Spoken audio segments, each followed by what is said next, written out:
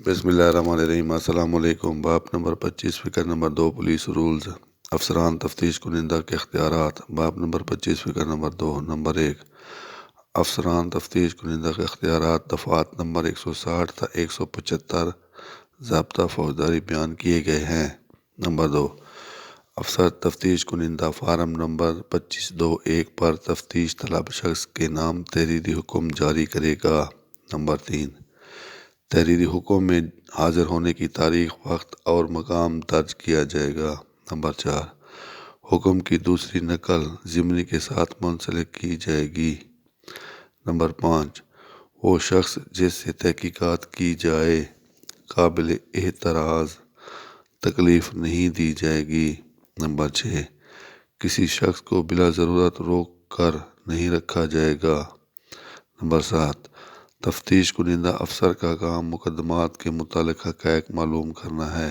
Number 8 تفتیشی کا کام وقوع کے واقعات دریافت کرنا اور مجرمان کی گرفتاری ہے۔ نمبر 9 تفتیشی قبل از وقت کسی شخص کے حق میں یا برخلاف کوئی رائے قائم نہیں کرے گا۔ وضاحت ضابطہ فوجداری میں تفتیشی کے اختیارات۔ نمبر 1 زیر دفعہ نمبر 160 ضابطہ فوجداری تفتیشی ایسے گواہان جو مقدمہ کے حالات و واقعات سے واقفیت رکھتے ہوں کو تحریری حکم کے تحت طلب کر سکتا ہے۔ نمبر 2 زیر دفعہ نمبر 161 ضابطہ فوجداری تفتیشی گواہان کے بیانات قلم بند کرے گا اور ہر ایسے شخص کا علیحدہ ریکارڈ رکھے گا۔ نمبر 3 زیر دفعہ نمبر 162 ضابطہ فوجداری دوران تفتیش دیے گئے بیان پر بیان دہندہ دستخط نہیں کرے گا اور نہ ہی ایسا بیان قابل ادخال شہادت ہوگا جب تک گواہ اس بیان کی تائید نہ کرے۔ نمبر 4 زیر دفعہ نمبر 164 ضابطہ فوجداری پولیس مجسٹریٹ سے بیانات اور اقبال جرم قلم بند کروا سکتی ہے۔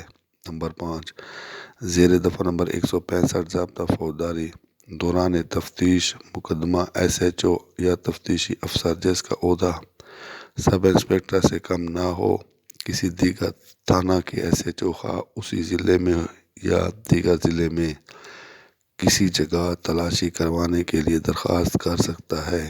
نمبر 6 زیر دفعہ نمبر 167 ضابطہ فوجداری تفتیشی افسر جس کا عہدہ سب انسپکٹر سے کم نہ ہو اگر تفتیش 24 گھنٹے کے اندر مکمل نہ ہو تو ملزم کو ریکارڈ کے ساتھ جسمانی حراست کے لیے مجسٹریٹ کے پاس پیش کرے گا۔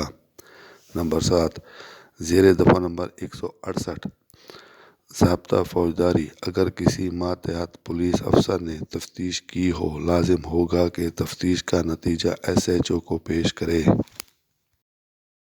نمبر 8 زیر دفعہ نمبر 169 ضابطہ فوجداری تفتیشی یا ایس ایچ او یہ سمجھے کہ مقدمہ میں کافی شہادت نہ ہے تو ملزم زیر حراست کو ضمانت پر رہا کر سکتا ہے۔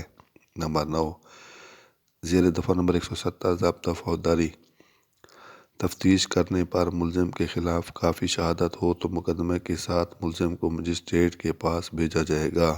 نمبر 10 زیر دفعہ نمبر 172 ضابطہ فوجداری تفتیشی افسر تفتیش کی کارروائی روزانہ ضمنی کی شکل میں مرتب کرے۔